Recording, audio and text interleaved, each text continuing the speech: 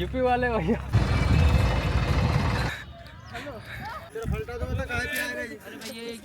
काम कर रहे हैं पूरे काम। तो भाई मैं आज आपको दिखाने वाला हूँ कि खेत से निकला गन्ना कैसे बनता है देसी गुड़। और भाई ये प्रोसेस जितनी खूबसूरत है उतनी ही मेहनत वाली भी। तो भाई यहाँ के मजदूर सुबह से शाम तक बिना थके काम करते हैं और चेहरे पर मुस्कान हमेशा रहती है। गन्ने की खुशबू, आग की गर्मी और मेहनत की चमक, यही है असली देसी भट्टी का माहौल है। दोस्तों सबसे पहले मैं आपको लेकर चलता हूँ वही जहाँ से इस पूरी मिट्टी कहानी की शुरुआत होती है, गन्ने के खेत में। ये देखो चारों तरफ हरा हरा गन्ना, हवा चलती है तो ऐसा लगता है जैसे पूरा खेत सांस ले रहा हो। यहाँ सुबह सुबह मजदूर भाई पहुँच जाते हैं, हाथ में दरांती, कंधे पर गमछा और चेहरे पर एकदम ताजगी। गन्ना काटना जितना आसान दिखता है उतना है नहीं। हर डंठल को नीचे से पकड़कर एक झटके में काटना पड़ता है, फिर पत्ते हटाने होते हैं, जड़ साफ करनी होती है और ये सब काम तेज धूप में बिना रुके। इनके हाथों की रफ्तार देखो, एक लय है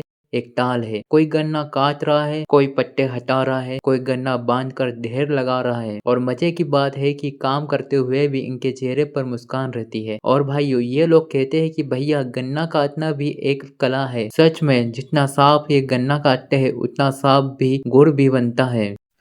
अब दोस्तों गन्ना खेत से काटकर सीधे जैसे ही यहाँ पहुँचता है, सबसे पहले इसे बारीक बारीक टुकड़ों में किया जाता है। ये देखो मजदूर भाई कितनी सफाई से गन्ने को पकड़कर एक झटके में छोटा कर देते हैं। ऐसा इसलिए किया जाता है ताकि मशीन में डालते समय गन्ना अटक न जाए और रस एकदम अच्छे से निकले। हर टुकड़ा लगभग एक ही साइज का बनाया जाता है, ना ज़्यादा बड़ा ना ज़्यादा छोटा। और ये काम जितना आसान दिखता है उतना है नहीं। हाथों की स्पीड, पकड़ और अनुभव चाहिए होता है। जब गन्ना छोटे छोटे हिस्सों में तैयार हो जाता है तब इसे इस कन्वेयर चैनल से आगे मशीन की तरफ भेजा जाता है। मशीन के अंदर 3 बड़े बड़े रोलर होते हैं जो गन्ने को दबाकर रस निकालते हैं। और भाई ये पूरा सिस्टम ऐसे चलता है जैसे कोई फैक्ट्री नहीं बल्कि एक देसी मशीनी की धड़कन हो, लगातार बिना रुके। अब ये सारे टुकड़े मशीन में जाएंगे और वहीं से शुरू होता है असली जादू, गन्ने का मीठा रस निकलना। ये देखो रस एकदम लगातार बह रहा है। मजदूर भाई ऊपर से नज़र रख रहे हैं कि कहीं गन्ना फंसे नहीं, कहीं मशीन रुक ना जाए। और मज़े की बात ये लोग सिर्फ मशीन नहीं चलाते, इसे महसूस करते हैं। मशीन की आवाज़ सुनकर ही बता देते हैं कि गन्ना सही जा रहा है या नहीं। मशीन के अंदर 3 बड़े बड़े रोलर होते हैं। ये रोलर गन्ने को ऐसे दबाते हैं कि एक भी बूंद रस बचने ना पाए। गन्ना अंदर जाते ही चट चट की आवाज़ आती है और दूसरी तरफ से मीठा ताज़ा हरा सा रस निकलना शुरू हो जाता है। भाई ये नज़ारा देखने में जितना सेटिस्फाइंग है उतना ही मेहनत वाला भी है।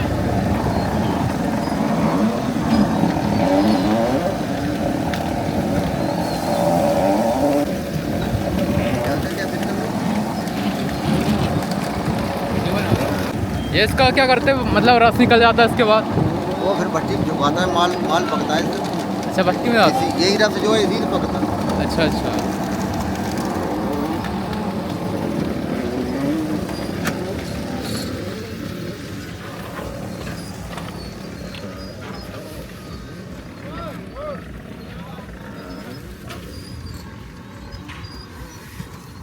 भाई यहाँ पर ना बहुत सारे मजदूर लगे हुए हैं।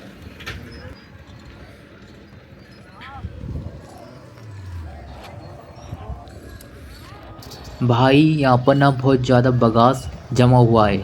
जो गन्ने का रस निकलने के बाद बचा हुआ हिस्सा होता है उसे सुखाया जाता है। ये देखो मशीन के रस निकलने के बाद ये बगास इकट्ठा किया गया है। यहाँ मजदूर भाई इस बगास को पहले एक जगह इकट्ठा करते हैं, फिर इसे फैलाकर सुखाते हैं। हवा चलती तो ये रेसे ऐसे उड़ते हैं जैसे कपास की रुई।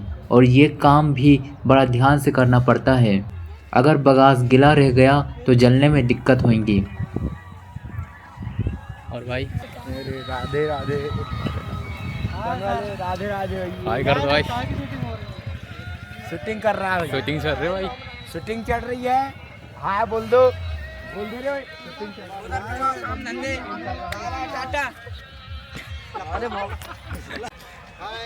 देखो भाई सब गन्नाबाड़ी वाले हाय कर रहे हैं। बात हो शकल दिखा दे भाई, शकल दिखा दे भाई। हाँ भाई पूरे करवा रहे हैं इधर। भाई क्या काम कर रहे हैं बता दो। भरपेट काम कर रहे हैं शीपा भाई, करवा रहे हैं। पूरे काम में पूरे पाक गए हैं, देखो भाई कितना काम कर रहे हैं, इतनी सब जमा कर रहे हैं। पूरे पाक गए हैं, पूरे फटफटाई की पाक गए हैं भाई। ये लोग बगास को सुखाकर अलग अलग ढेर में रखते हैं। आंटी हेलो बोल दो। जब कढ़ाई में रस उबल रहा होता है तब यही सूखा बगास आग में डाला जाता है। मतलब गन्ना सिर्फ रस देने के लिए नहीं, अपनी आखिरी सांस तक काम आता है। ये खेत से लेकर भट्टी तक। तो दोस्तों, अब हम आ गए हैं उस जगह जहां गन्ने का ताज़ा रस पहुंचता है और असली जादू शुरू होता है। यहाँ हर किसी की अपनी जिम्मेदारी है। कोई झाग निकाल रहा है, कोई आग संभाल रहा है, कोई रस की मोटाई देख रहा है और ये सब एकदम तालमेल में चलता है। ऐसा लगता है जैसे कोई देसी ऑर्केस्ट्रा चल रहा हो।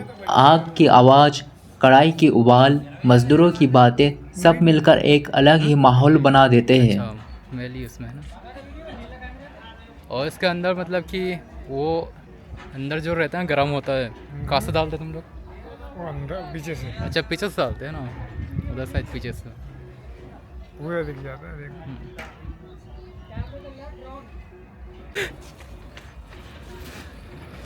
देखो ये काका इधर।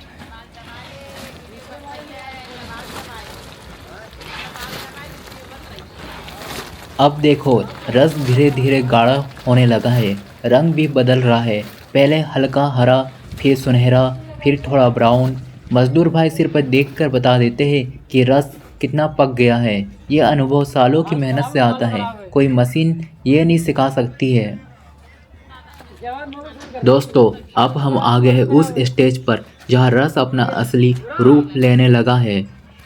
ये देखो कढ़ाई में उबलता हुआ रस अब धीरे धीरे गाढ़ा हो चुका है। पहले ये पतला था पानी जैसा, लेकिन लगातार उबालने और झाग निकालने के बाद ये एकदम भारी, चिपचिपा और सुनहरा हो गया है। यही है असली गुड़ बनने का पल। मजदूर भाई लकड़ी की बड़ी करछी से इसे लगातार हिलाते रहते हैं ताकि नीचे चिपके नहीं और रंग एकदम बराबर बने। आग की गर्मी इतनी तेज है कि पास खड़े होने पर ही चेहरा लाल हो जाता है, लेकिन इन लोगों की आदत है कि बिना रुके काम करते रहते हैं। ये जो कैन है अब मार्केट जाएंगी, दुकानों में जाएंगी और फिर आपकी रसोई तक पहुंचेंगी। सोचो, खेत से निकला गन्ना कितने हाथों से होकर, कितनी मेहनत से गुजरकर अब इन कैन में बंद होकर तैयार है आपकी मिठास बनने के लिए। इसको खाली करके लाए क्या भैया?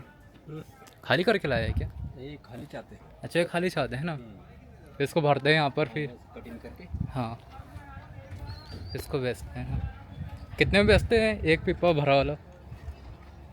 तो मुझे तो नहीं पता, पर वो हाँ बोतल के हिसाब से जाता है, किलो के हिसाब से। अच्छा अच्छा थोक में है ना, 750 के आसपास जाता है।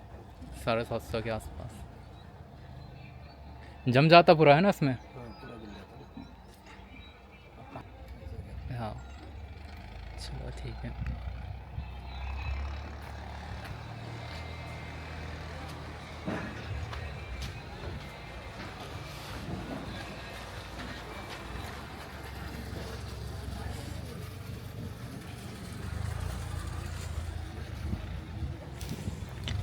गुड़ को पहले इन बड़े तसलों में डाला जाता है ताकि थोड़ा ठंडा हो जाए और उसकी मोटाई सेट हो जाए।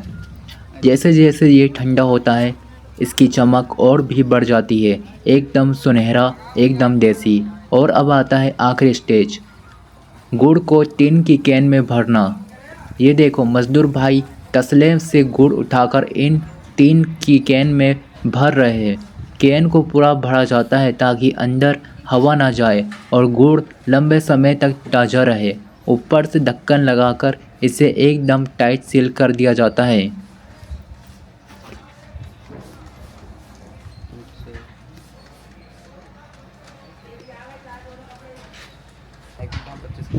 किलो। यही है देसी गुड़ की असली कहानी। मेहनत, आग, धुआं और दिल से किया गया काम। और भाई जब आप ये गुड़ खाओगे ना तो इससे सिर्फ मिठास नहीं, इन लोगों की मेहनत भी महसूस होगी। दोस्तों अब आपको दिखाता हूँ वो हिस्सा जहाँ गन्ने का बचा हुआ माल, जिसे हम बगास कहते हैं, भट्टी में डाला जाता है। ये वही गन्ना है जिसका रस अभी मशीन से निकला था। रस निकलने के बाद ये हल्का सा सूखा सा रेसा बन जाता है, लेकिन इसका काम अभी ख़त्म नहीं हुआ है। ये देखो मजदूर भाई उस बगास को ढेर से उठाकर सीधे भट्टी के मुंह में डालते हैं। जैसे ही बगास आग को छूता है, भट्टी की लो एकदम तेज हो जाती है कि आवाज़ के साथ देखो भाई, यही ये सामने तेज आग कढ़ाई में उबलते रस को पकाती है और धीरे धीरे उसे गुड़ में बदलती है। भट्टी की गर्मी इतनी तेज है कि पास खड़े होने पर ही चेहरा लाल हो जाता है, लेकिन ये लोग बिना रुके बिना पीछे हटे लगातार बगास डालते रहते हैं। इनका कहना है भट्टी की आग कभी रुकनी नहीं चाहिए, तभी गुड़ का रंग और स्वाद सही आता है। ये सिर्फ बगास डालना नहीं है, इसे सही तरीके से सेट करना भी पड़ता है। मजदूर भाई लकड़ी की छड़ी से बगास को अंदर धकेलते हैं ताकि आग बराबर फैले और कढ़ाई उस तरफ से गर्म रहे। यह पूरा काम अनुभव से आता है। कम कितना डालना है, कब आग बढ़ानी है, कब कम करनी है, यह सब इन्हें आंखों से ही समझ आ जाता है। यूपी वाले भैया हैं, यूपी वाले भैया हेलो बोल दो। हेलो बाय बाय नहीं, हेलो हेलो। काम कितना भी भारी हो, मजाक मस्ती कभी बंद नहीं होती। कोई गाना गुनगुना रहा है, कोई दूसरों को चिढ़ा रहा है, कोई कह रहा है भैया आज गुड़ का रंग एकदम परफेक्ट आएगा। और सच में इनका उत्साह देखकर लगता है कि गुड़ की मिठास इनकी मेहनत से ही आती है। हम वीडियो रिकॉर्ड कर रहे हैं भाई। वीडियो रिकॉर्ड कर रहे हैं। हाँ कैसी कर रहे हैं भैया? बढ़िया कर रहे हैं भाई। बढ़िया कर रहे हैं गाइस, आप देख सकते हो। देखो भाई ये सब है आके काम करने वाले भाई। अरे आप पूरे घर भर के करवा रहे हैं। पूरे मतलब यहाँ जितने भी है ना भाई सब रिकॉर्ड हो गए। सब काम धाम सब।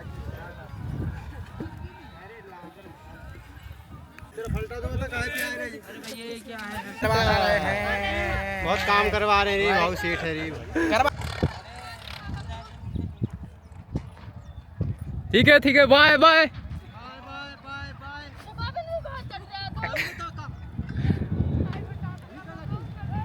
दोस्तों सच बताओ, यहाँ आकर समझ आता है कि गुड़ की मिठास सिर्फ गन्ने से नहीं आती। इन लोगों की मेहनत, इनकी मुस्कान और इनकी टीम वर्क की मिठास है, और यही चीज़ गांव को गांव बनाती है।